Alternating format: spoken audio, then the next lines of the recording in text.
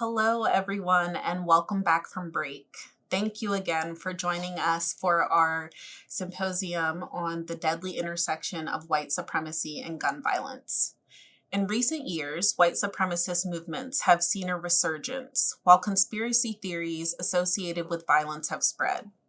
With mainstream political leaders normalizing dangerous extremism, it is critical to understand how major figures and groups in American gun culture are leveraging these ideas for their own political and commercial ends, and how they may be affecting the attitudes of young Americans. This panel will discuss the preliminary findings of a nationally representative survey focusing on youth attitudes towards guns and how those attitudes intersect with feelings about race and gender roles. Experts on gun culture and extremism will also provide national context of these findings, including on guns as an organizing tool and the importance of misogyny and white supremacist hate. I'll now turn it over to Lily Mason. Hi, everyone. Welcome to panel one. This is the panel on youth attitudes towards firearms, racial resentment, misogyny, and attraction to guns. This is an incredibly important topic focusing on the very people in our society who can be the most vulnerable to influence towards these attitudes, towards more extreme behaviors. So we have a wonderful panel of experts who are doing research very much on the cutting edge of this topic, and I'm very excited to introduce them to you today. We have, I will start with Ray Jereza, who is a senior researcher at the PERIL lab, that stands for Polarization and Extremism Research and Innovation Lab at American University. They are an anthropologist who researches white supremacy, content moderation, gun violence, and disability and authenticity on social media. They're also research assistant professor in the Justice, Law, and Criminology Department at American University. Dan Relihan is the chief research analyst at the PERIL lab. He's also a social psychologist and quantitative data analyst.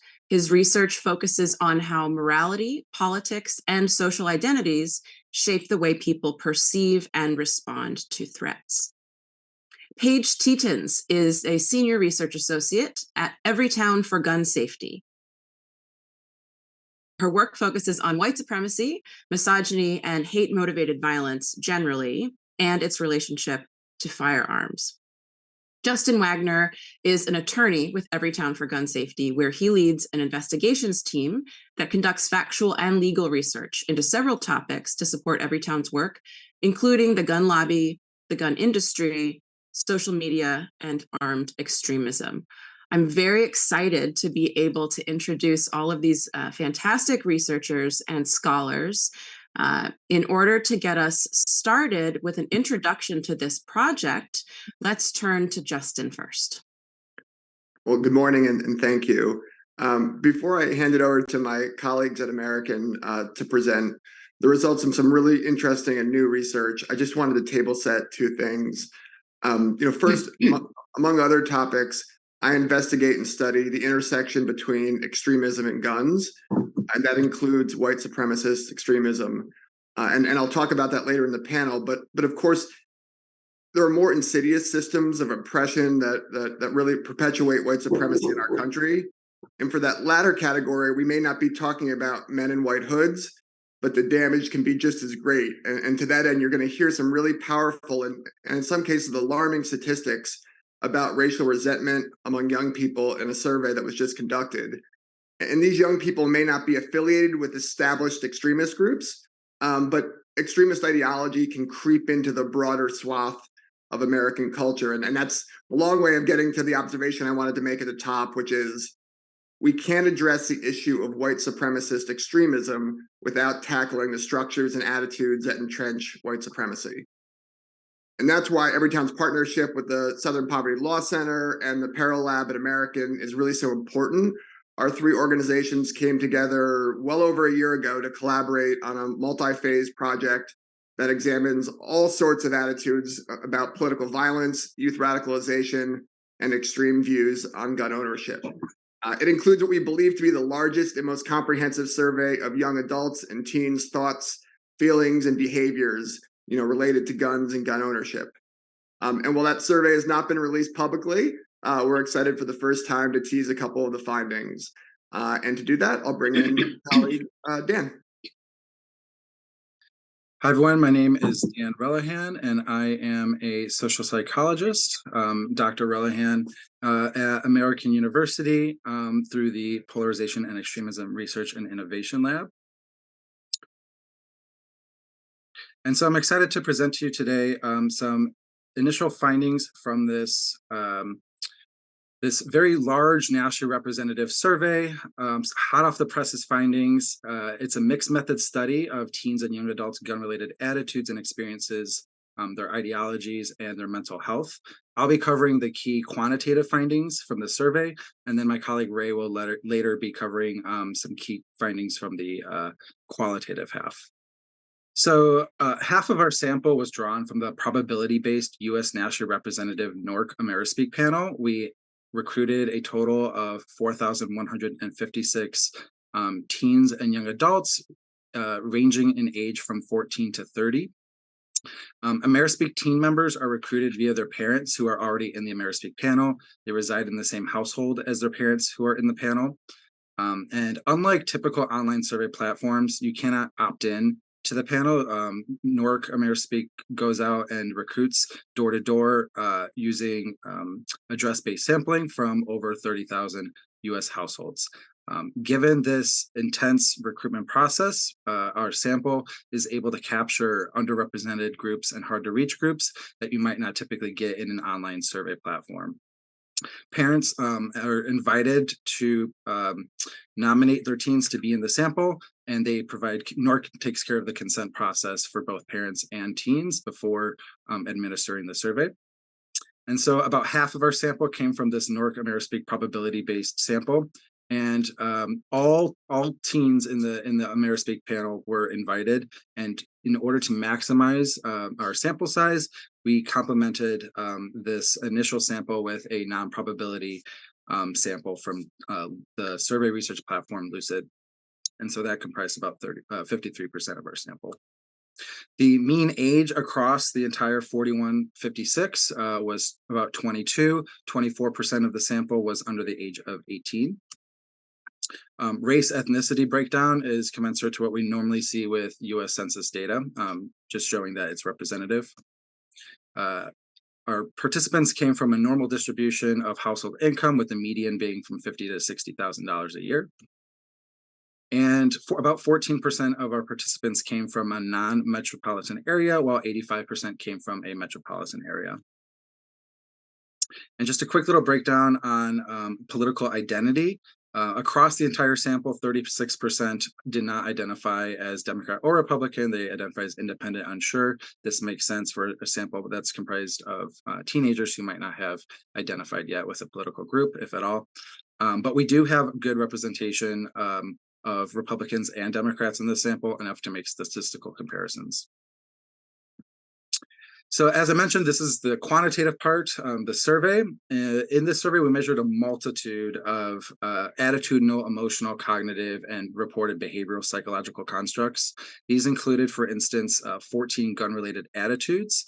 A couple examples: the Second Amendment of the U.S. Constitution gives citizens the right to overthrow the U.S. government. So for each of these attitudinal items, participants rated how much they agree or disagree. Adults in schools should be armed with guns. Gun violence is a problem in the U.S. Restricting gun ownership will lead to fewer mass shootings. I trust the police, and gun culture is part of my identity. So this is just a snippet of the 14 attitudes we measured.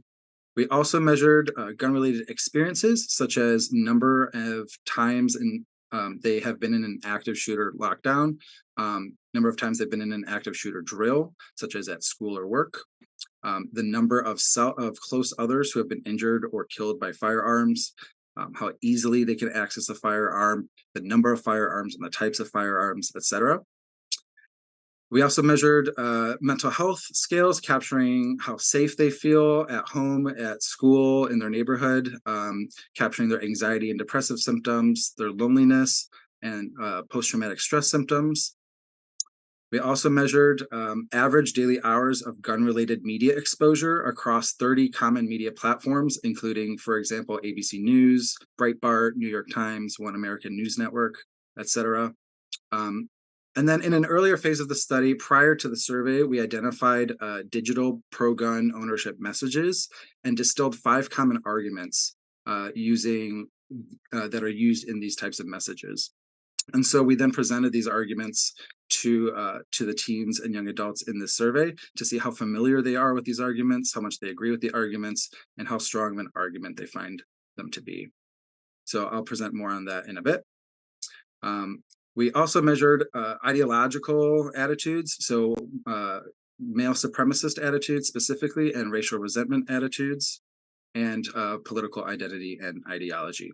So unfortunately, we don't have enough time to go through all of the findings. We have a plethora of data here, but I'll be presenting some of the top key findings. So the first research question, we had 4 main research questions for this project. These are largely descriptive in nature because there is so little research on this topic. So the first is simply how many? How many participants have access to a firearm? How easily can they access those firearms? What types of firearms? And what attitudes and individual differences are associated with how easily they can access these firearms.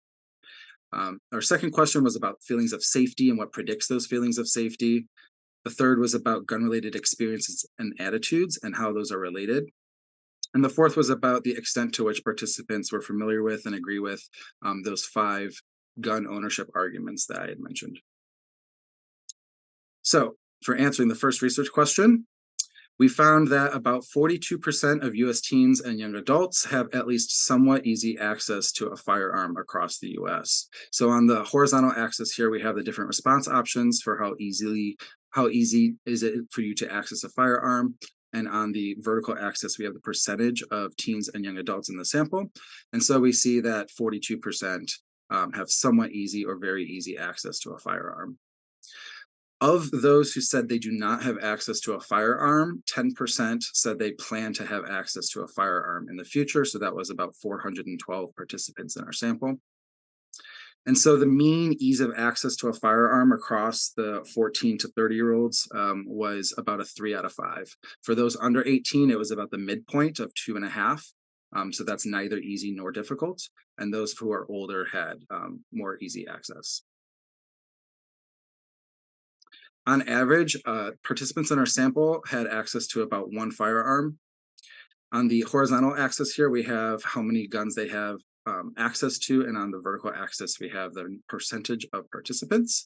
And so we saw that about 61% of our sample do not have access to a firearm, 39% have access to at least 1 firearm, 11% have access to at least 4, and then 4% of our 4,100 participants had access to 10 or more firearms.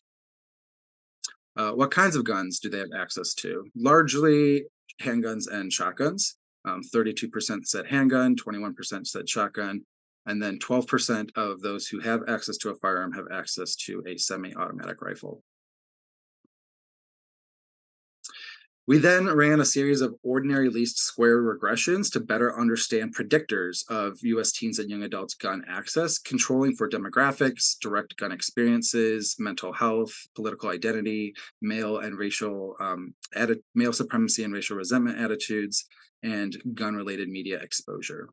And so we found that participants who have easier access to a firearm tended to identify as white, specifically compared to Asian. There were no differences between white and other race categories. They tended to be older, have experienced a greater number of gun-related injuries and deaths.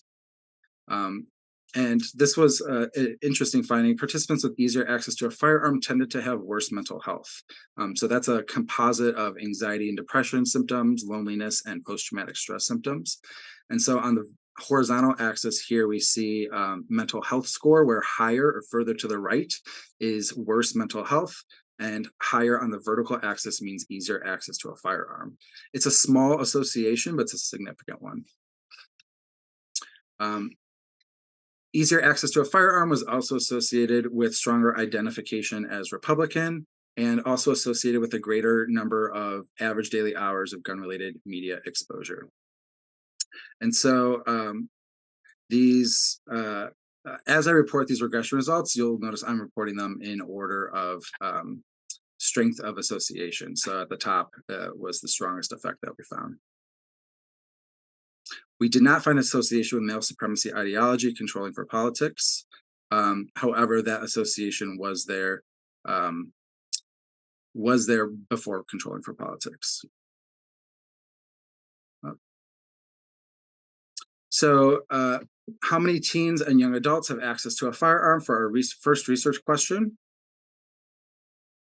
We found that about 42% have at least somewhat easy access to a firearm. These are mostly handguns and shotguns, and ease of access was correlated with more direct gun experiences, worse mental health, stronger identification as Republican, and more gun-related media exposure.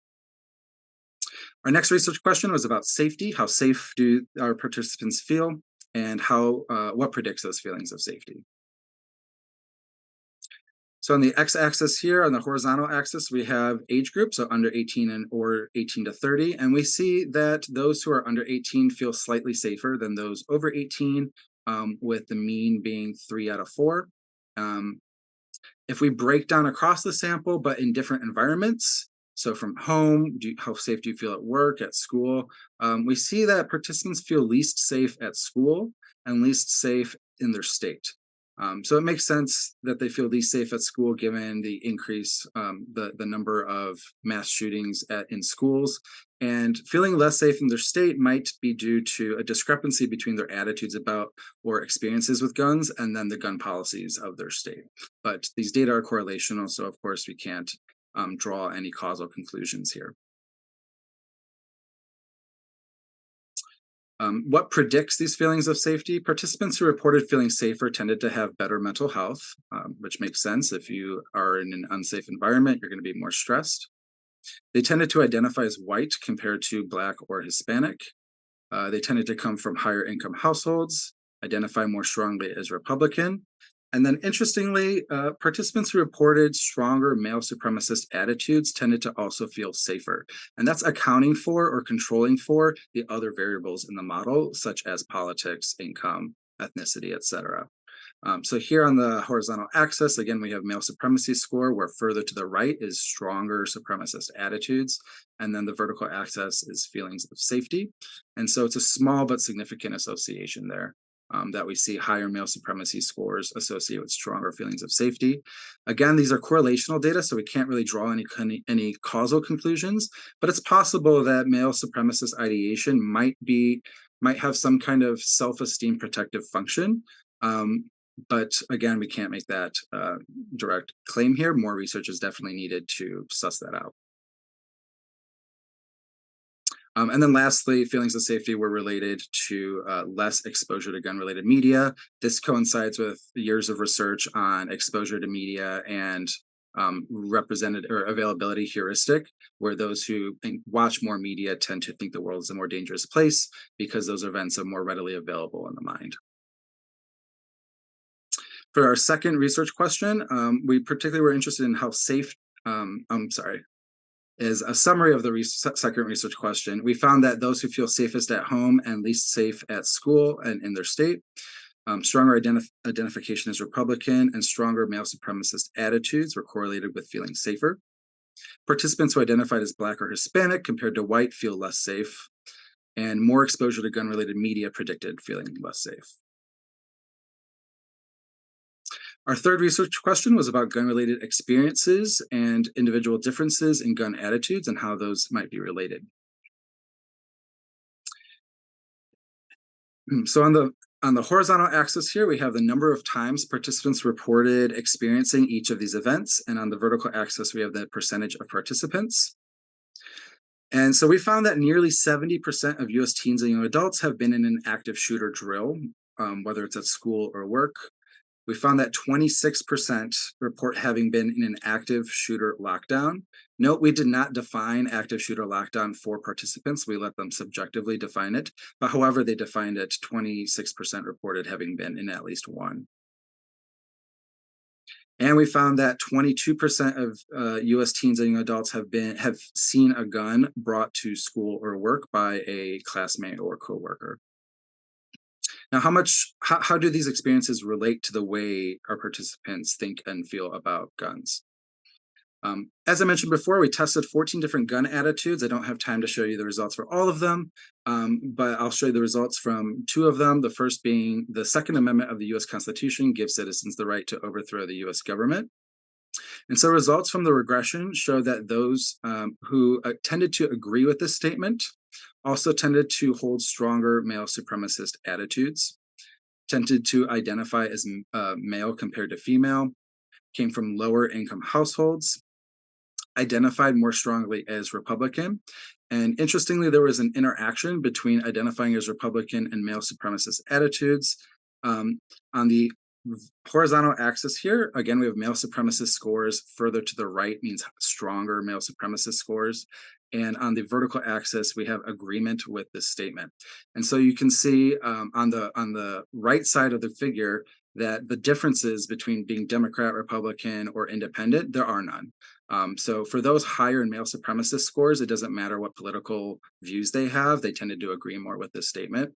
While for those lower on male supremacist scores, there was a small difference between Democrats and Republicans, where Republicans agreed slightly more than Democrats with this statement. Agreement with this statement also correlated with having experienced a greater number of gun-related injuries and deaths, holding stronger racial resentment attitudes, and using expression suppression emotion regulation strategy. So we measure 2 different emotion regulation strategies. One is more unhealthy. Expression suppression is literally suppressing your emotions, trying to ignore them, push them down, which is an unhealthy way to deal with emotion. And the other is cognitive reappraisal, which is reassessing a situation to change your emotional reaction to it. And so we found that greater use of that expression suppression emotion regulation strategy correlated significantly but slightly with agreement with this statement. The other gun attitude I'll present results from is gun violence is a problem in the United States. And so across the board, 74% of our sample agrees that gun violence is a problem. So that we do see quite a bit majority agreement on this item. Participants who tended to agree with this also tended to score lower on racial resentment, score lower on male supremacy, identify more strongly as Democrat, identify as female compared to male, have higher post-traumatic stress scores, report more average daily hours of gun-related media exposure, and tend to be less lonely. And again, these are all significant associations in order of strength of association. So in summary, for the third research question about gun-related experiences and gun attitudes, we found that 70% of US teens and young adults have participated in an active shooter drill. 26% have been in a live active shooter lockdown. 22% have seen a classmate or coworker bring a gun to school or work. Male supremacist, racial resentment attitudes, political and gender identities, media exposure, and mental health all predict attitudes about gun violence. And 74% of the entire sample agrees that gun violence is a problem in the US. For our last research question, we're interested in testing these 5 gun ownership arguments and how familiar with and how much they agree with these arguments. So the arguments are, guns allow the weak to stand up to the strong. People should buy guns now because society might collapse in our lifetime. It isn't fair that the actions of a few troubled individuals negatively affect the rights of good Americans who have done everything right. Guns are the best way to defend yourself, your loved ones, and your community. Guns bring families together. And so these 5 arguments were identified in, again, phase 1 of the project prior to the survey by assessing the digital gun narratives via an iterative process using natural language processing procedures and qualitative code booking process. And so predictors of agreeing or positively evaluating these 5 arguments were identifying as white compared to Asian and Black, holding stronger male supremacist attitudes, identifying more strongly as Republican, being older, living in non-metro areas, identifying as male compared to female, holding stronger racist attitudes, having greater exposure on a daily basis to gun-related media, and having experienced more gun-related injuries and deaths. So these are similar findings to what we saw with agreement with that the U.S. Constitution gives the right to overthrow the government and come from higher income households. So in summary, for our fourth research question, we found that participants were on average somewhat familiar with the 5 gun ownership arguments, and they were most familiar in agreement with the argument that guns are the best way to defend yourself, your loved ones, and your community. Race, ethnicity, political and gender identities, income, geographic density, media exposure, racial and male supremacist attitudes all predict familiarity and agreement with pro-gun arguments, gun ownership arguments. So a quick summary of the key findings from the survey. About 42% of teens and young adults have at least somewhat easy access to mostly handguns and shotguns. Stronger identification as Republican and white, stronger male supremacist attitudes, and less gun-related media exposure are correlated with feeling safer. 70% of teens and young adults have participated in an active shooter drill. 1 in 4 have report having been in a live active shooter lockdown. 1 in 5 have seen a classmate or coworker bring a gun to school or work. And male supremacist, racial resentment attitudes, political gender identities, media exposure, direct gun experiences, mental health, these all predict attitudes about gun violence and gun ownership arguments, particularly in our national representative sample of 14 to 30-year-olds. And then lastly, we saw majority agree that gun violence is a problem in the US. So now I'm going to pass off the baton to my colleague, Ray, who will then cover the qualitative findings from this groundbreaking study. Hello, I am Ray Hereza, and I use they, them pronouns. Today, I'll be presenting some preliminary reflections on 2 patterns from the qualitative portion of our study as it pertains to white supremacy. And just bear with me for 1 second as I share my screen. Okay. So this is going to be different from my colleague Dan's presentation in 2 ways. So the first is that the data I'll be presenting is qualitative. And then the second is that instead of going over all the key preliminary findings, I'm going to drill down into 2 patterns and talk about how they relate to white supremacy.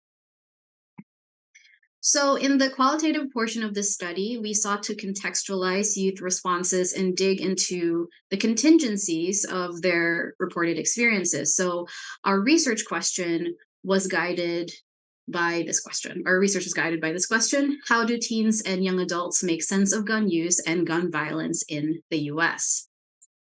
But for this symposium, I'll be addressing the following question: how might white supremacy inform how youth make sense of gun use and gun violence in the US? In other words, were there moments in which focus group and interview participants invoked the logics of white supremacy to talk about how they feel and think about gun use and gun violence? And so the short answer is yes, but before we get to that, I'd like to be clear what I mean when I talk about white supremacy.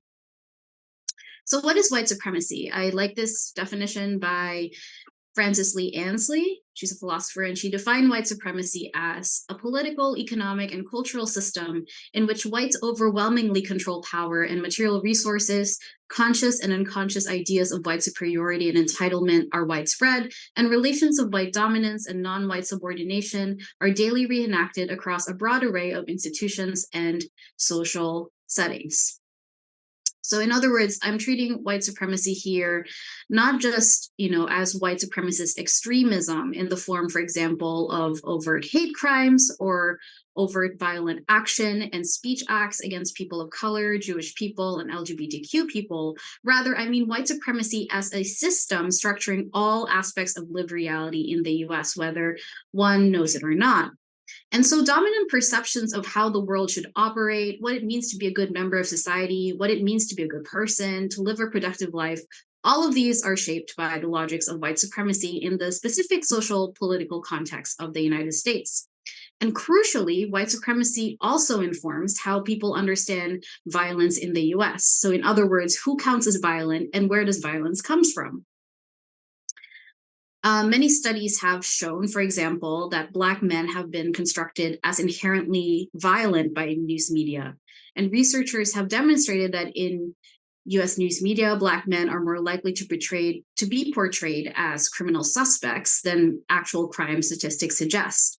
And of course, these constructions of Black masculinity as inherently violent go back to the period of slavery, so it's not new.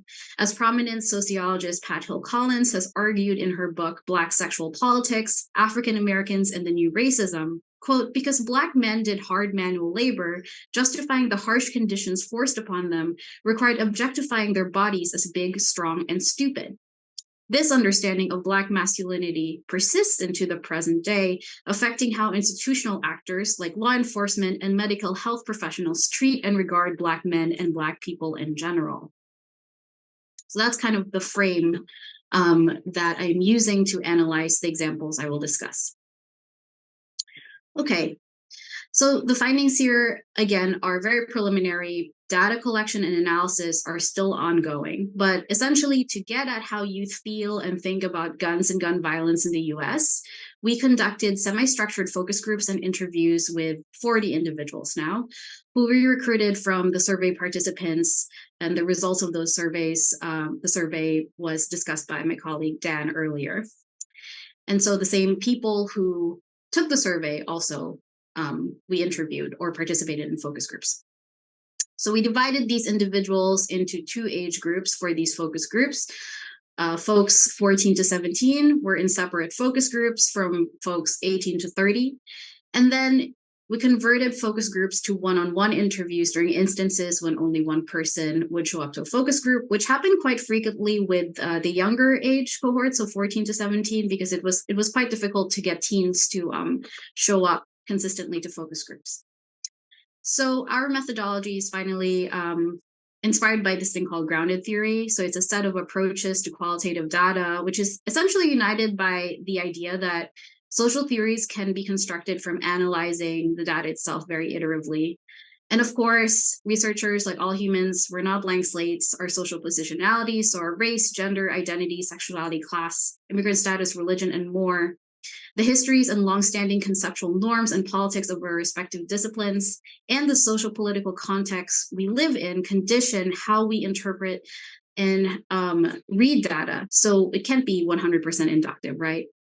And I already talked about the frame that I'm using. Nevertheless, we do try to take seriously how participants are making sense of their worlds as they experience them. So onto the findings. So far, our preliminary analysis reveals that white supremacist logics are shaping the way youth talk about 2 things. So these 2 patterns, the first is their feelings of safety. So how do teens and young adults evaluate community safety? And the second is their ideas about who or what causes gun violence. Now, these are only 2 themes within a broad sort of swath of findings from the qualitative data. I just wanted to be clear about that. And specifically, ideas of white supremacy shape the way participants talk about safety and gun violence. And they do so in terms of racialized and classed understandings of space. So we're not quite at the point where we can talk about, what makes our participants' stated thoughts, feelings, and beliefs about racialized and class space distinctive relative to the rest of the literature on race and space. But I think this quote from David J. Leonard's article on how U.S. post-racialism conditions understandings of and discourse around gun violence in the U.S. is quite apt. So he writes, race and space overdetermine who is afforded the rights of safety and security, and where violence is normalized, expected, and therefore nothing to worry about. In other words, certain spaces are understood as places where violence does not happen, while certain spaces are understood as violent by virtue of who inhabits them. And so expressions of surprise or disbelief that a shooting occurred in an otherwise quote-unquote safe suburban neighborhood are made possible by the belief that violence is normal and a way of life in different areas, especially those populated by low-income people of color.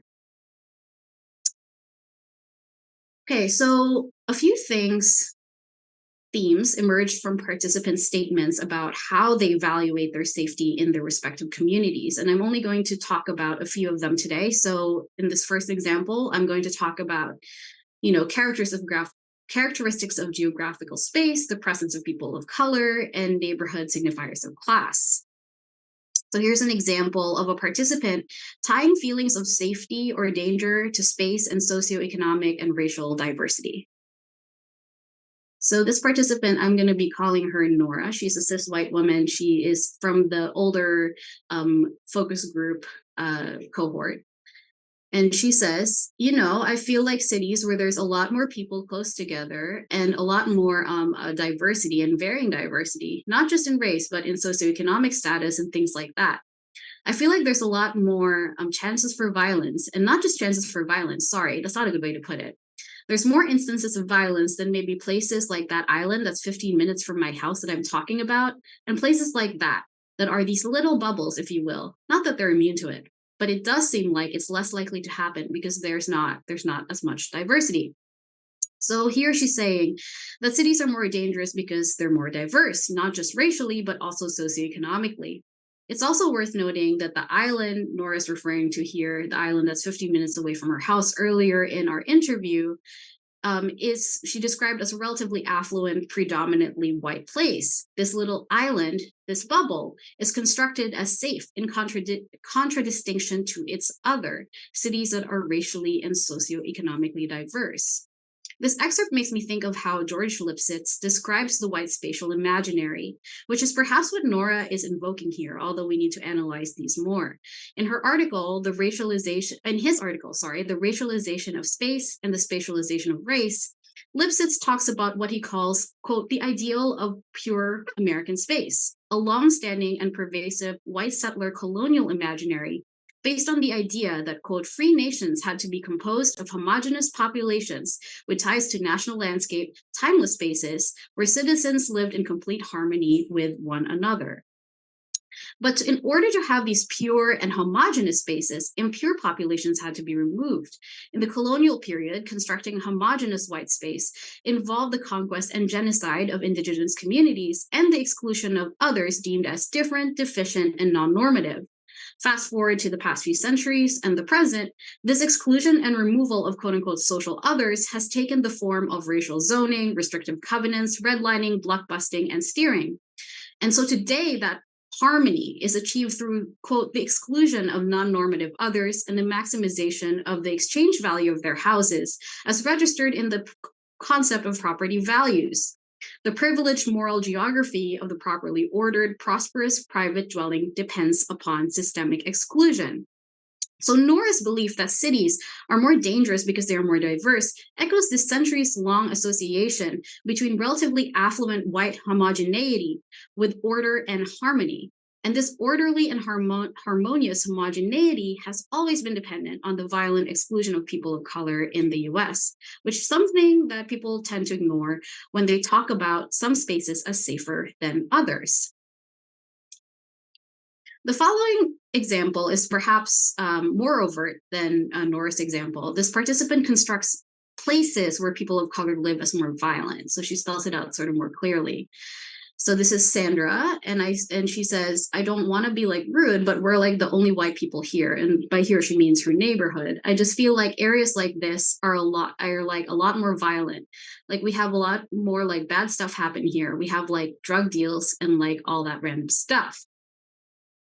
So here we see a pretty explicit association between criminality, so drug deals and all that random stuff, with the presence of people of color. And she spells it out quite plainly. Less white people means more violence and more crime, which echoes this longstanding racist assumption of Black and brown violence and criminality.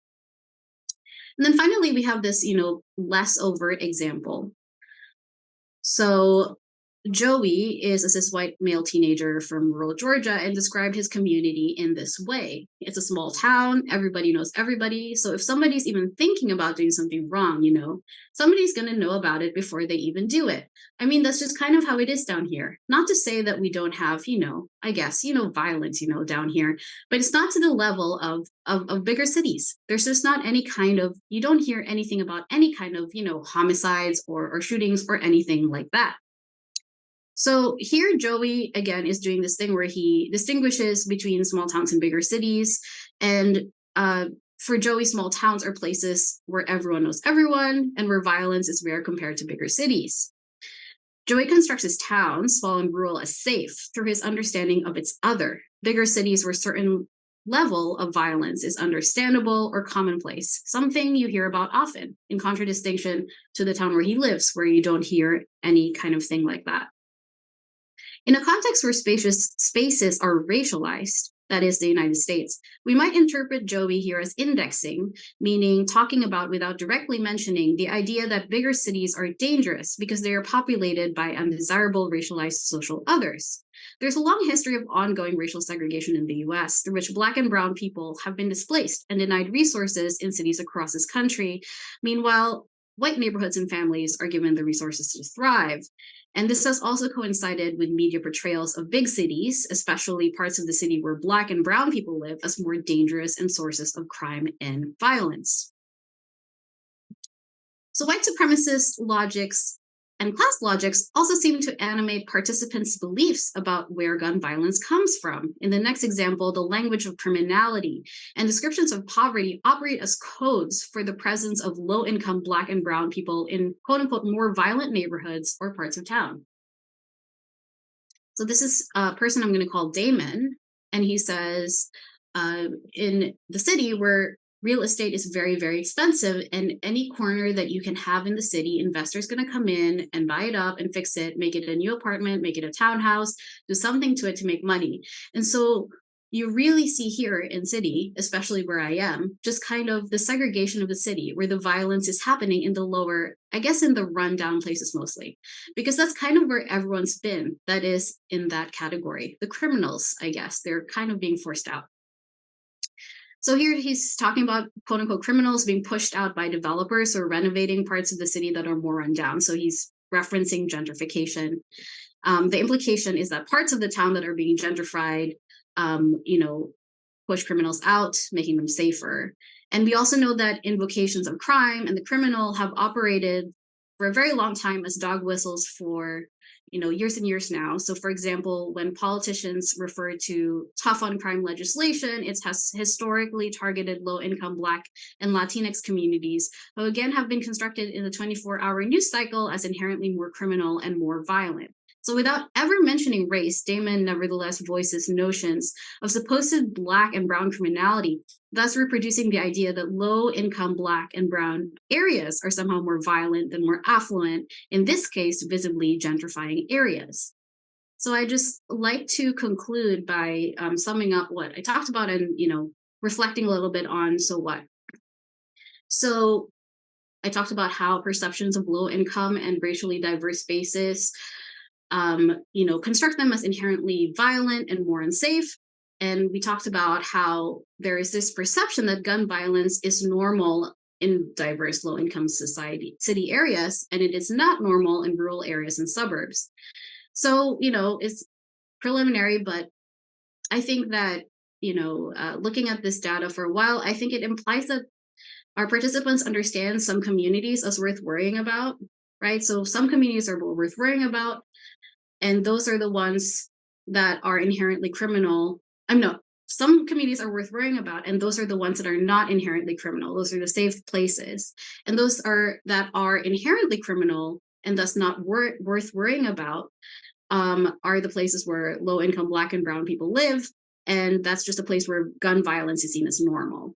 And it also implies, these ideas, again, about who is capable of gun violence and who is not. And those ideas are racialized and classed. That's the end of my talk. Thank you, and I look forward to your questions. We'll move to Paige Tetons next. All right, thank you. Good morning. Thanks everyone for being here. My name is Paige Tetons. I'm a senior research associate at Everytown for Gun Safety. Part of my research expertise falls into hate and misogyny in particular as motivation for deadly acts of gun violence. So in the context of some of this new and troubling information about how white supremacy and misogyny, especially as it exists online, are common entry points for radicalization and firearm attraction among young men, and how this so often ends in acts of violence.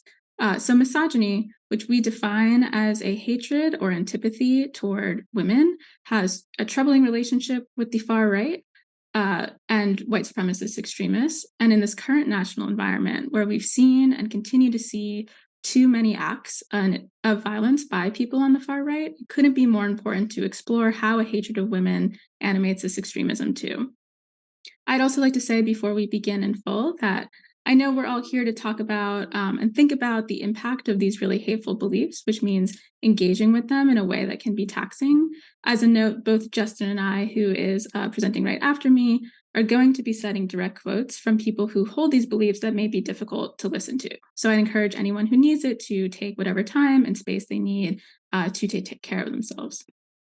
To give some background, the past few years have seen a resurgence of extreme white supremacist and far-right activity. Even before the attempted insurrection, we saw an increasing prevalence of white supremacist groups, the mainstreaming of a lot of hateful attitudes around the 2016 election, and more than one mass shooting that, at the very least, was enabled, if not actively encouraged, by this hateful rhetoric. Just two examples include the shootings at the Tree of Life Synagogue in Pittsburgh and at the Walmart in El Paso, where hateful rhetoric at the national level was directly cited in deadly acts of violence. As our team was working to understand how these movements approached guns, we kept seeing this thread among white supremacists believing that women were only, quote unquote, good for having white children and raising white families. Any deviation from this, women who are not white, women who want to assert their own autonomy, any way that a woman is not subservient, either explicitly or implicitly, to this idea is something they disdain or hate. As I think most here are familiar with, it's common in these white supremacist spaces to oppose things like interracial marriage, increasing immigration, and population growth for anyone who is not white. And undergirding this opposition are these misogynist attitudes. In that same vein, we saw that misogynist killers, like in the 2014 attack in Isla Vista, were primarily motivated by a hatred of women, but one that was also fueled by racism and white supremacy. So we worked to understand both where these intersections were occurring and what's causing these two seemingly separate motivations to be showing up so frequently in tandem among young men who are using guns to commit these deadly acts of violence. As we continued this research, we really honed in on this phenomenon of misogyny and extremism on the internet. In recent years, it's increasingly the case that young men in particular are exposed to these attitudes through internet communities belonging to a group of sites and forums known as the manosphere. They're fast-growing, they're frequently showing a propensity for violence, and it's easy for someone to get involved in them. A young man feeling isolated or frustrated or just curious might join a group about something like male empowerment, looking for connection, but quickly find a culture of hate. They'll see disdain or hatred for women, hatred of people of color, hatred of people of certain religions, Judaism in particular, and readers are told that the reason for their problems, any problems, are because of these groups. And this is intentional. Far-right extremists, like young white supremacists, have made clear that they see these internet communities as a prime recruiting space for more white supremacists. So with a few clicks, a young man might go further down this path of misogynist extremism, white supremacist extremism, or both together. Part of our research involved identifying this path to radicalization, from finding community on the internet, encountering these attitudes, and being exposed to these extreme places where discussions of violence against these groups become common. And when it comes to these beliefs, they're pretty cozy with each other, even as individuals might fixate on different parts of it. They blame entire identity groups for their problems, or more than one identity groups for their problems. They broadly believe that a violent restructuring of society is a solution. And they have these troubling goals of segregating society, of ensuring that each man is owed a romantic or intimate relationship, and crucially, believing that they're entitled to these things. And firearms are very frequently the tool these men use to make their beliefs known.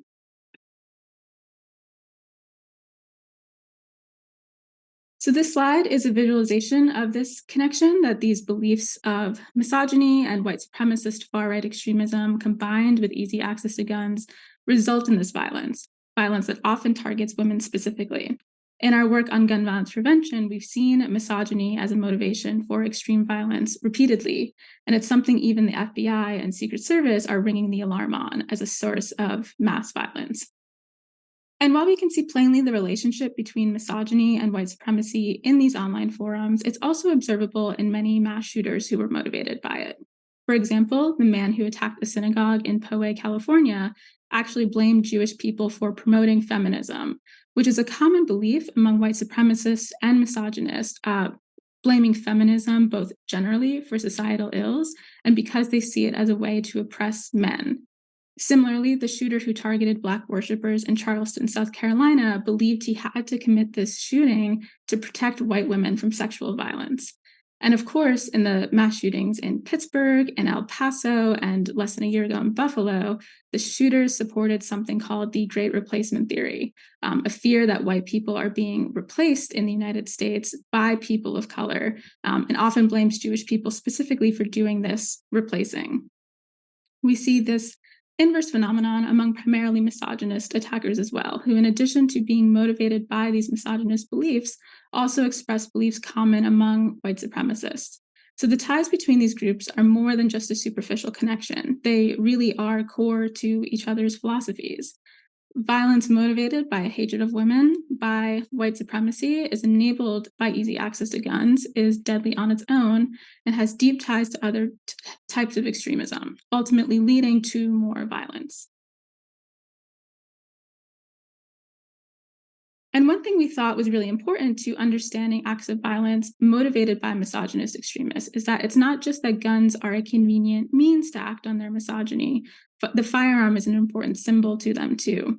So this is a quote featured in our research that really emphasizes this connection. One of these tragic incidents of misogynist violence occurred in my home state of New Jersey in 2020, where a man attacked Judge Esther Salas's family with a gun, an attack that resulted in her 20-year-old son, Daniel, being killed. This attack was perpetrated by a self-described anti-feminist lawyer who had allegedly also disparaged Salas for her ethnicity as a Latina. Years before the shooting, he wrote that he believed there is one remaining source of power in which men have a near monopoly, and that source of power is firearms. Similarly, the attacker in Isla Vista wrote this while he was preparing for his attack. This man was a self-identified incel, shorthand for someone who is involuntarily celibate, a community that is largely responsible for the most violent and radical acts associated with these online spaces. And as he was preparing to act, motivated by these misogynist beliefs, he found that the purchase of his first handgun gave him a new sense of power. In our research, we've seen variations of this sentiment among attackers, people planning attacks, or people active on these websites, that a firearm provides an important sense of power these attackers feel in preparing for violence. In these communities where past attackers are worshipped for the deadly mass violence that they committed, discussions of future violence are both common and aspirational. Firearms are a weapon of choice and a symbol of those beliefs. And ultimately, this attraction to firearm has deadly consequences. Of the misogynist attacks and attempted attacks we tracked around the country, guns were overwhelmingly present in them. And the literature on this topic can further explain this phenomenon. Surveys of young men have found that perceived threats to masculinity and social status are associated with both attraction to firearms and fantasies about mass murder. We also know that firearms can provide or reinstill a feeling of power and are even explicitly marketed as doing so by the firearm industry. And research shows that men in particular find greater feelings of empowerment from firearm ownership. As a consequence, a socially isolated or frustrated person may see acquiring guns and preparing for a mass killing as a way to gain recognition or take vengeance, and these online communities in which they participate nurture those feelings. But we also, in our research, note why extremism, why white supremacist violence, why gun violence motivated by misogyny is such an urgent issue. Violence, particularly violence that targets a specific community, has ripple effects beyond the initial act that can make entire communities feel unsafe. Generally, experiencing gun violence has lasting emotional, physical, legal, and financial impacts on survivors as well as their communities. And the resulting trauma of it can be long-lasting and complex. 9 out of 10 gun violence survivors report experiencing some kind of trauma from the incident. And fewer than half said that the support, assistance, or services that they needed to cope with the impact of gun violence was available to them in both the short and long-term aftermath of the event. This trauma interferes with the survivor's physical and mental health, impacting relationships, employment, financial situations, and family life. And severe or recent trauma can frequently impact day-to-day functioning. Similarly, hate-motivated violence, like that perpetrated by misogynist or white supremacist attackers, has a particularly harmful impact. Research shows that victims of hate crimes are more likely to experience psychological distress than victims of other crimes, and also experience feelings like heightened anxiety and a lack of safety and security for longer than victims of other crimes. But a hate crime, an attack that targets someone because of their identity, is designed to make members of an entire community feel unwelcome and unsafe. Consequently, a single attack has the effect of harming that entire identity group, and attacks as high profile and as damaging as mass shootings only compound that impact. For example, in the aftermath of a shooting at a supermarket in Buffalo, New York, that was perpetrated by a white supremacist targeting Black Americans, Black Americans in response reported feeling afraid, hypervigilant, and vulnerable, doing something as simple and routine as grocery shopping. Afterward, a poll found that 3/4 of Black respondents were worried that they or someone they love will be physically attacked for being Black. At the same time, only 8% of respondents were surprised that the attack had happened. And we see similar reactions in the aftermath of other hate-motivated attacks where Jewish people feel afraid after more than one targeted shooting at synagogues, where LGBTQ people feel afraid after being targeted at clubs and other venues. One shooting as recently as a few weeks ago, where even when an attack doesn't come as a surprise, where a culture and a rhetoric of hate towards these communities makes an attack feel almost inevitable, that impact is acutely felt by those affected communities. And while polls and research are helpful in describing this, we also wanted to make sure that our work was informed by people who have been directly affected by hate-motivated violence. So when we work to understand the connections between misogyny, white supremacy, and gun violence, we interviewed 3 survivors and incorporated their experiences into our work. So I wanted to balance out some of the hateful quotes from before with something told to me by Jeffrey Binkley, whose daughter Maura was killed in a misogynist attack in Tallahassee in 2018. And when I spoke to him, he put it simply: when there's a hate crime, there's more than one crime. Regardless of whether you've been personally touched by it, it's a crime against all of us. Thank you for your time. I'm now going to pass it to my colleague, Justin Wagner, who will talk more about guns as an organizing tool. Thanks, Paige. I wanted to expand on some of what the panel has already said, but in particular focus in on how the political and economic motives of the gun lobby and the gun industry really intersect with some of the extremist ideas and movements. So if you'll allow me to share my screen. Great. So the argument I want to advance today is that the gun lobby and the gun industry seek to leverage extremist interest in firearms for their own political and commercial interests. And they've spent decades amplifying conspiracy theories which animate extremists. Many of those conspiracy theories and rhetoric is fear-based and rooted in racial resentment. And extremists who are receptive to those messages have incorporated these narratives into their worldview, such that guns are not just tools for violence, but also principles around which they organize and recruit new adherents. We don't have to review every incident, many have been already mentioned, but there are a number of examples of perpetrators of extremist violence using guns as a preferred tool. On this slide, you'll see a data point from an Everytown analysis of the 10 deadliest mass shootings in the past decade. At least 3 of the perpetrators have expressed some form for white supremacist extremism. Another data point, the ADL found that in the decade between 2012 and 2021, shootings accounted for about 75% of the deaths caused by extremists. So clearly, extremists are using guns as tools of violence, and it's not necessarily hard to figure out why. On this slide, you'll see a quote from the diatribe of the racist shooter in Buffalo. Extremists have been pretty plain about why they choose guns. We're a country where our laws makes it very easy to obtain a gun, not just any gun, many guns, with incredibly high rates of firepower. And so guns are tools of extremist violence, but really what is less discussed in the focus of our work at Everytown is how guns are used by extremist groups and individuals to organize, and to inspire. Conspiracy theories and misinformation about guns have been very effective motivating tools for violent extremists. And no matter that there is no mainstream political proposal right now to confiscate guns in America, the some 400 million guns in this country, if you spend any time in right-wing spaces, you will hear the conspiracy theory that the government is coming to take your guns, looming gun confiscation. These are important elements of the extremist worldview, and you see them in all corners of the far right. That narrative is they are coming to take your guns. And to zoom out for a second, the far right believes really three related ideas pertaining to guns. First, guns are an essential tool to violently oppose some existential threat to their in-group. For white supremacists, that threat is often people of color and/or a supposed Jewish cabal. For anti-government extremists, that threat is a tyrannical government controlled by the political left, often with racist and xenophobic dimensions.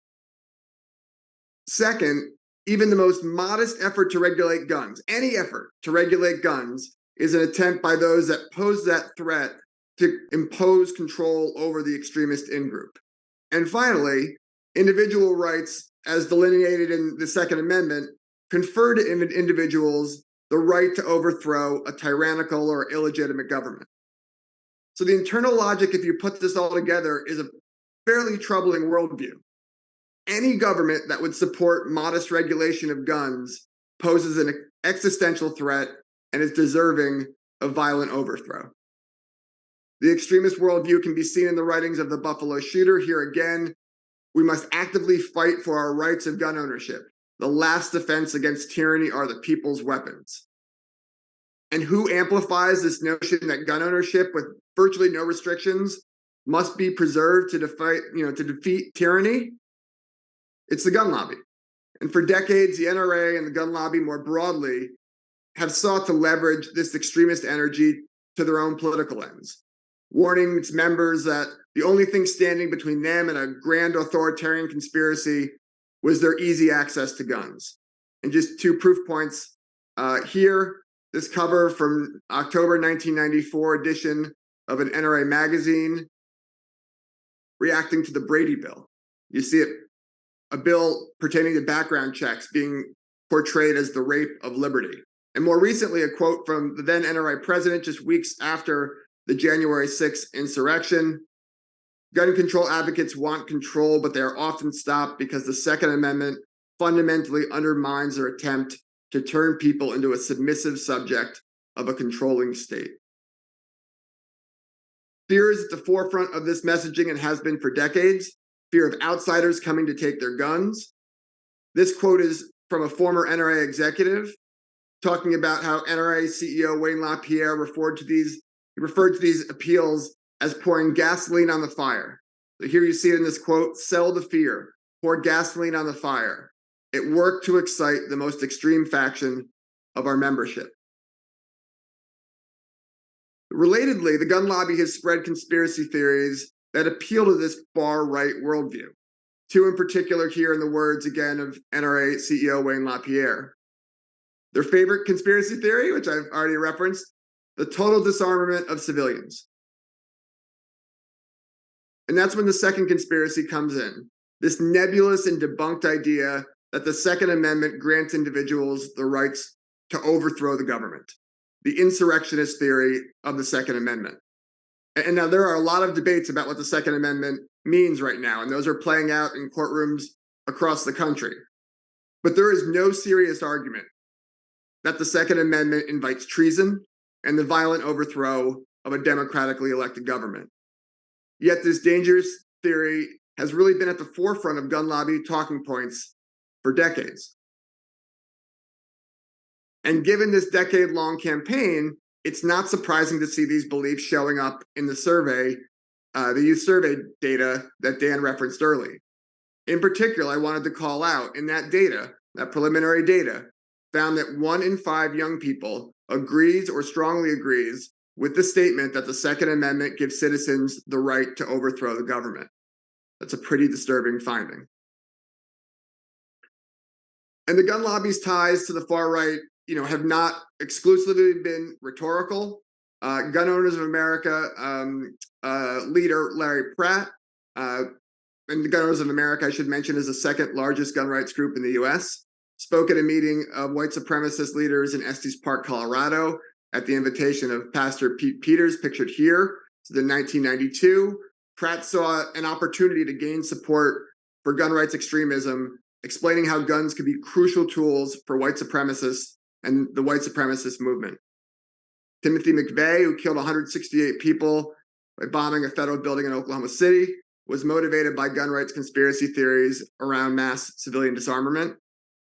And like other anti-government extremists, conspiracy theories about gun confiscation and gun laws are essential components of the Oath Keepers' worldview as well.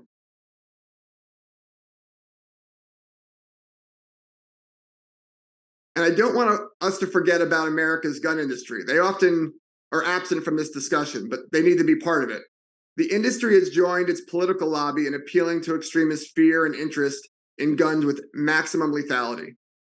As extremists agitate about a coming civil war, the gun industry continues to militarize its products, drawing direct comparisons to their use by our armed forces. Here's an advertisement from manufacturer Daniel Defense. They run a campaign with the tagline, "Use what they use." Others have been more direct. Amid the rise of the anti-government group movement, the Boogaloo Boys, known for their use of Hawaiian prints, manufacturer Palmetto State Armory, and major manufacturer of guns, by the way, issued a limited number of these Hawaiian print AK-style rifles. Online firearm retailer Big Daddy Unlimited posted this meme online referencing Kenosha shooter Kyle Rittenhouse, along with a slogan in camouflage pattern from the colonialist Rhodesian Armed Forces, which has become a cause celeb among white supremacists. The National Sports Shooting Foundation, this is the gun lobby's trade group, has explicitly encouraged its members to appeal to those who believe in conspiracy theories about mass civilian disarmament. This is an industry report from 2017. You'll see the NSSF explains the anxious buyer wants to buy a firearm before it's too late. It goes on to explain firearms such as MSRs, that's their term for assault weapons. So firearms such as assault weapons that are more frequently targeted for sales restriction are best bets for sales opportunities with these anxious buyers. And while the industry's motive is different than the gun lobby, here it's for profit, the industry amplifies the same animating conspiracy theories and rhetoric that the gun lobby does. And the result is this chorus of voices with similar messaging hitting the American gun buying consumer, encouraging fear and paranoia. And of course, just one solution: guns. Just another example, and this is something pulled from the headlines this week. This is Spike Tactical, an old ad of theirs depicting weapons being used by what appears to be white men defending against these Antifa radicals. And with marketing like this, it's not surprising to see headlines like this one from earlier this week, where a man with ties to the Boogaloo movement was found with a Spike Tactical rifle. You shouldn't be surprised if you market to extremist fetishes when those very same extremists buy your weapons. And that advertisement is a good segue to what really is a uniquely American phenomenon, and that is the armed demonstration. Over the past few years, we've seen the rise of armed demonstrations, and they can take many forms. Here you see pictures of the Boogaloo Boys. As crazy as it sounds, individuals have increasingly brought guns to state capitals and government buildings.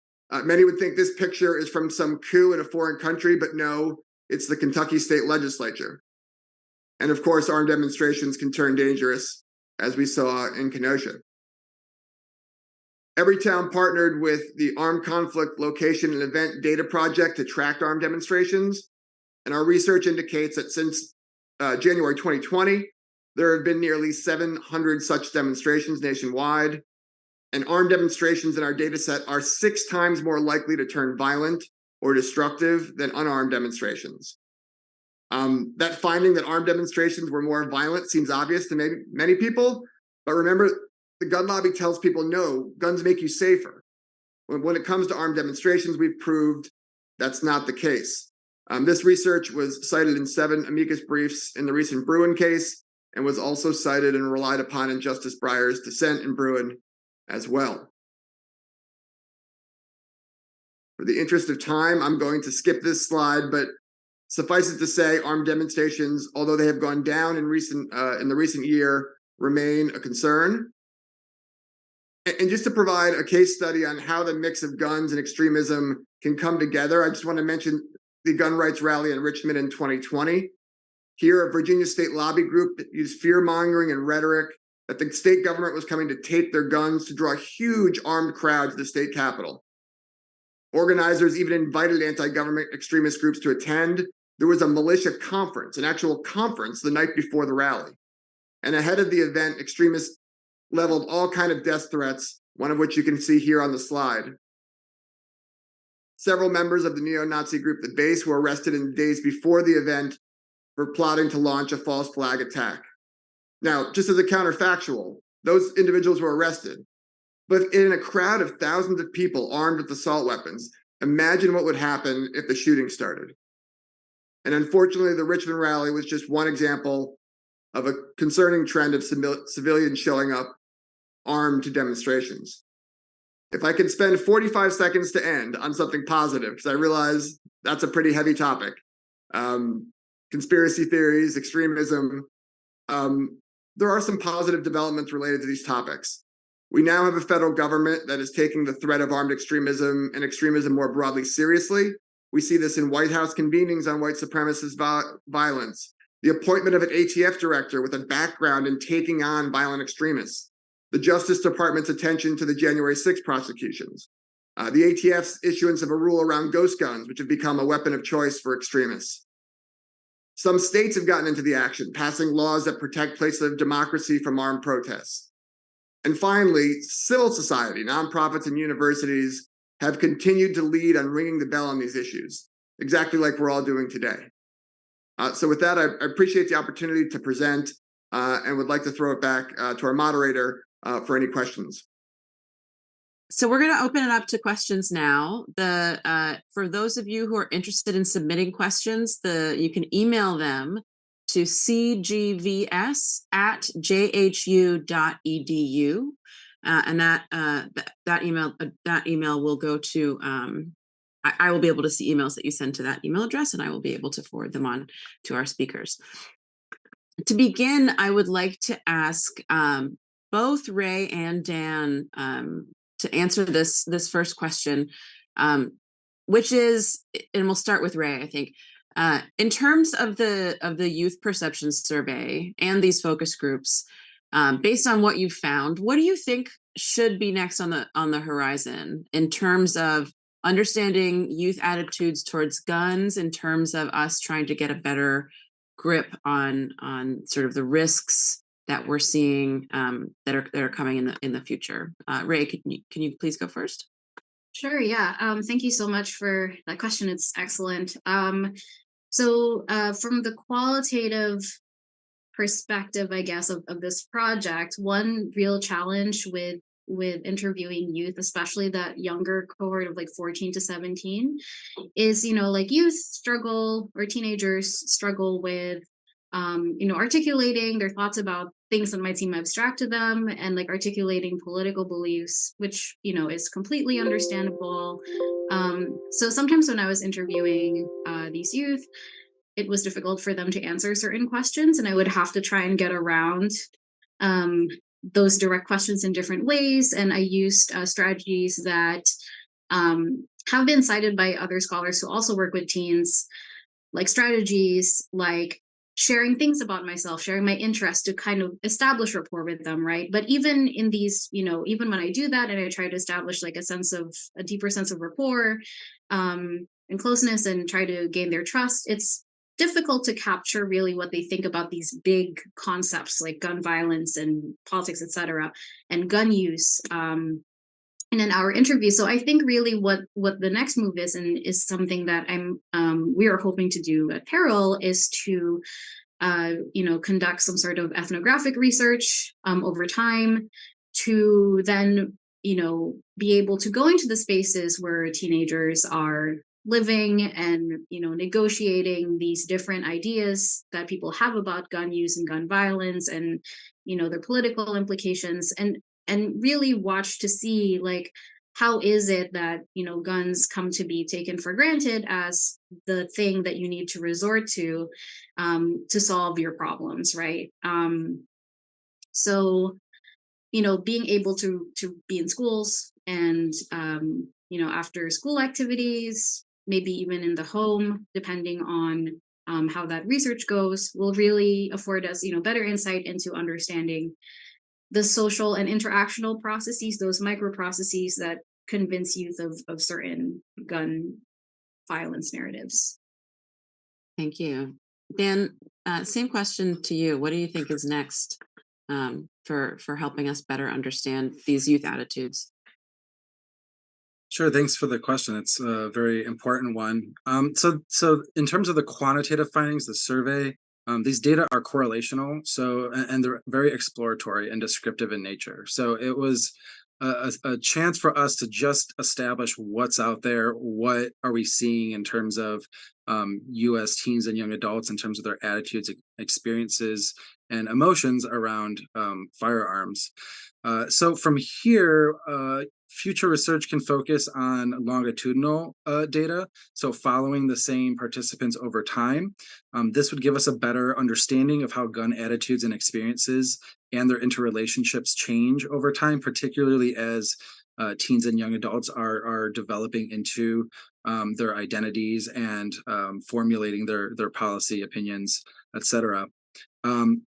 Looking at these data longitudinally could also help us better measure and understand how male supremacist attitudes develop over time. So specifically with longitudinal data, we can examine what predicts variability in male supremacist attitudes over time.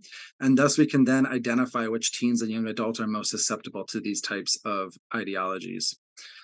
We can also, with longitudinal data, predict voting in future elections based on respondents' prior survey and interview responses. And then also, future research can focus more on testing experimental interventions, intervention strategies to see what might influence teens and young adults' agreement with extremist attitudes and messages. Particularly at PERIL at American University, we've been working with partners, for instance, on developing guides that help parents and caregivers of young adults and teens identify warning signs of recruitment into extremism. And so both longitudinal data and more experimental intervention data would be useful in extending this research. Thank you. That actually leads well to the next question that I would like to hand to Paige, which is, what should parents do if they're concerned about their children engaging with extremist propaganda? Yeah, so I think there are some steps that we can take both as individuals and as advocates for policy that can, contribute to preventing these acts from occurring. I defer fully to Dan as an expert on some of the actions that we can take in our interpersonal relationships, engaging with other parents, with their children.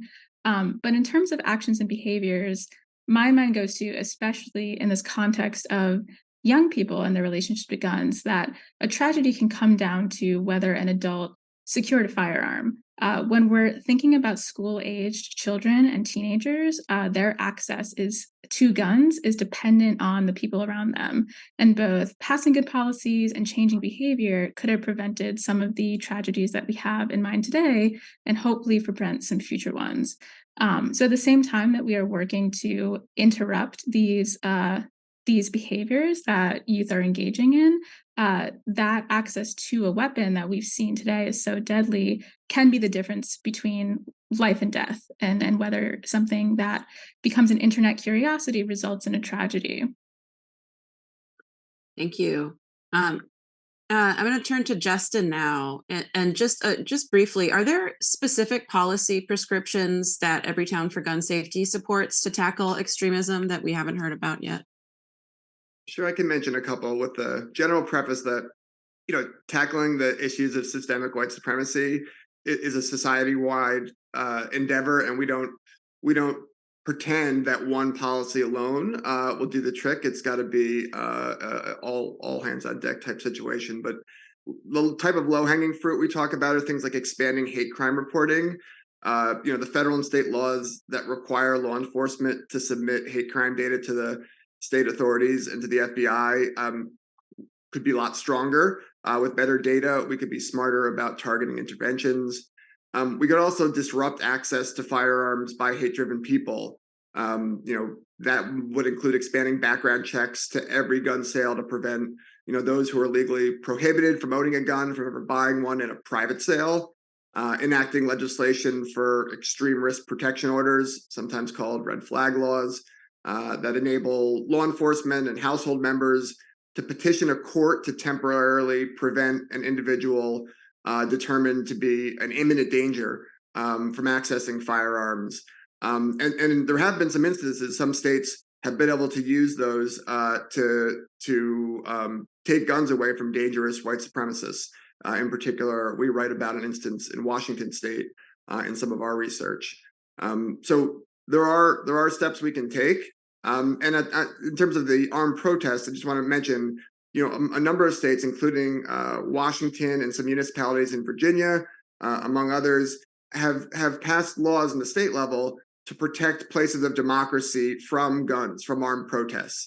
The idea that Second Amendment rights can't be used to quell First Amendment rights. And I think protecting state capitals and protecting the other places of democracy, from kind of these open carry parades that have been more common, is a step that states and localities can take. Thank you. That's really great. Ray, we have a clarifying question on the qualitative research that you described, which is the examples that you highlighted all came from white participants. Did you hear from young people of color, and did their responses differ from the white participants that you quoted? So we mostly heard from white participants. We did hear from a few young people of color. And sometimes there were moments of, kind of gesturing towards this idea of safety from the perspective of a person of color who is victimized by police and targeted by police. And then there were a few who kind of echoed this kind of like law and order logic when it comes to gun violence. Like the solution should be like law enforcement, but the idea of spaces, cities being more dangerous and suburban areas being less dangerous, that was mostly something that white participants said. But again, take that with a grain of salt because there were very few participants of color. Got it. I think there were like 5 or something. Okay. Yeah. Hard to extrapolate from. Yes. Dan, I'm going to go to you. This is an interesting question on thinking of, you talked a lot about masculine supremacy, racial resentment. Have you looked at all into religious or Christian supremacy, or this question asks heterosexual supremacy? Have you ever collected any such data, sort of Christian fundamentalism, right-wing Christianity, or are you considering doing that in the future? That's an excellent question. We did not specifically measure that in this survey. However, we might have access to their panel ratings on religiosity, as well as their sexual orientation. So no, we don't have those data currently. That is definitely a future avenue of research to dig deeper into, particularly as time goes on. We're seeing religion and politics increasingly overlap in the U.S. Social environment. So yes, that is absolutely a great question. Don't have those data to speak to that today, but hopefully we will in the near future. Great, thanks. I'm going to address this one to, we have just maybe one or two left. To Paige and or Justin, I'm not sure who feels most qualified to answer this, but we've been hearing about this narrative of guns as freedom or guns as part of democracy, and that's sort of the rhetoric that we hear. Have you heard other groups have a sort of an effective narrative of guns that pushes back on those types of rhetoric? Are there public figures who have effectively created a different narrative that allows us to sort of explain this story in a more productive way? Paige or Justin?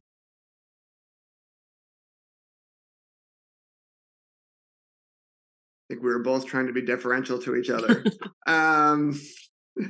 What I think it's an interesting question. What comes to mind if folks haven't heard it and want to see a just passionate advocates piece against this insurrectionist theory of the Second Amendment. Representative Jamie Raskin from Maryland. You can find it on YouTube by Jamie Raskin and Insurrectionist Theory. In 90 seconds and maybe even 60 seconds, he tears apart in plain language. Now, you don't have to be a constitutional scholar. The idea that, guns are here to overthrow the government. And I think he does it in such an effective and plain spoken way, but with passion, that when you ask me, has anyone ever done, that's what comes to mind. But I think just more generally, I think the need is to call out the rhetoric where you see it. One of the things that I did in my presentation today that we haven't done when we've given this presentation in other places is to talk about the gun industry. I think for a long time, the NRA and politicians have kind of taken the incoming on some of this stuff, but there are people that sell the weapons, that profit, that are making decisions in boardrooms and using this rhetoric to make money. And I think advocates and panels like these do well to center that in the discussion as well. Thank you so much. I'm going to just do one really quick final question because we have to finish up. I'm going to ask Dan, but if anyone else has an idea on this, please speak up.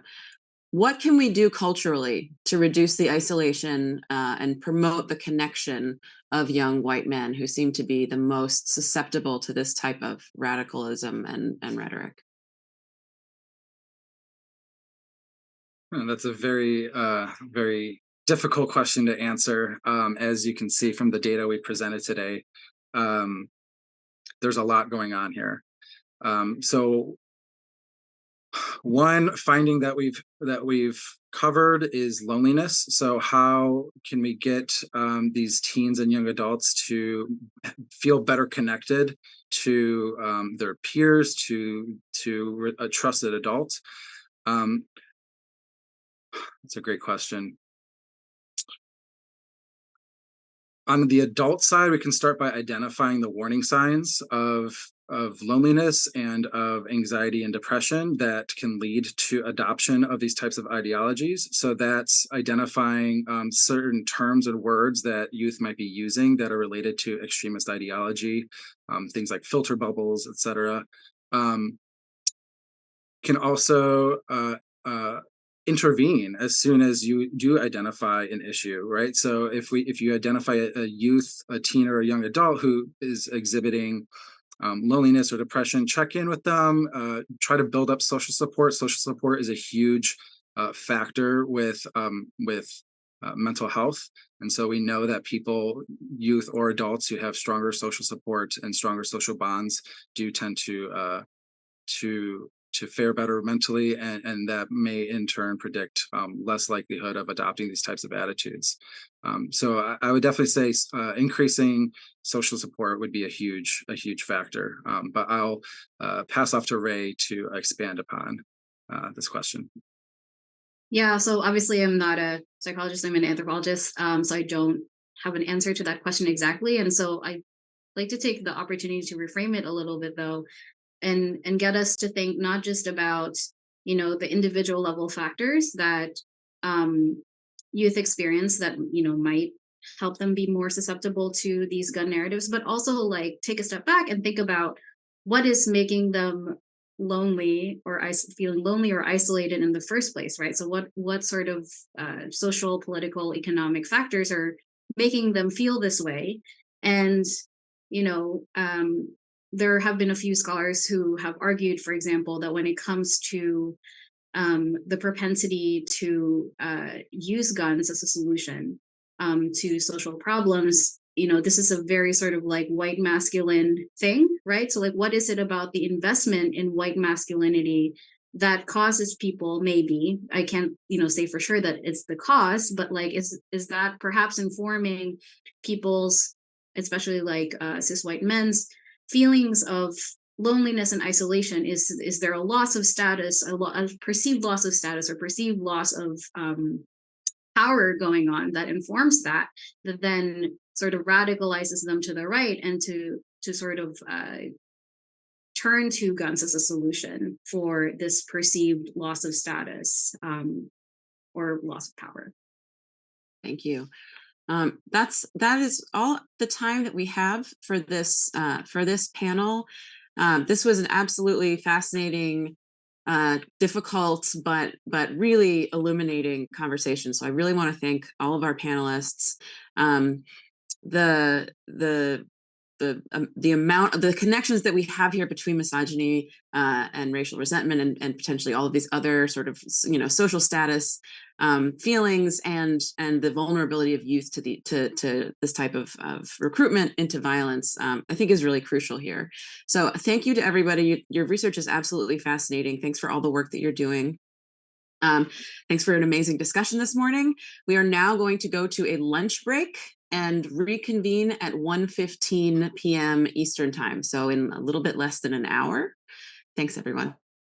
Thank you so much, Lily. That was an enlightening panel, albeit difficult to hear. As a reminder, we will come back from lunch at 1:15 p.m. If you have questions, please submit them to cgbs@jhu.edu, and don't forget to follow along on social media with the hashtag GVP Symposium.